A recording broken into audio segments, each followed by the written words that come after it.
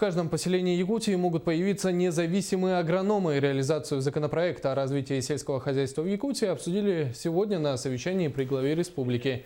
Речь шла о нормативно-правовых актах, которые войдут в законопроект, в том числе о регулировании закупочных цен на сельскохозяйственную продукцию, механизмах господдержки для создания и модернизации производственных объектов. Егор Борисов отметил, чтобы поднять сельское хозяйство, в каждом поселении нужны независимые земские агрономы. Их главной задачей должна стать консультация организаций фермеров, а также практическая помощь в возделывании сельхозкультур.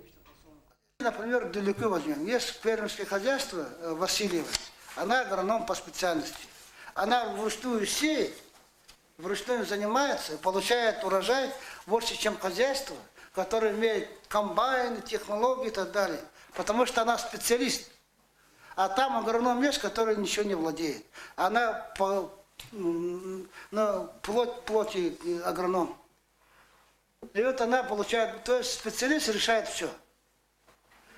Поэтому, если поселение, определенную площадь хватает, поселение должен быть земский агроном.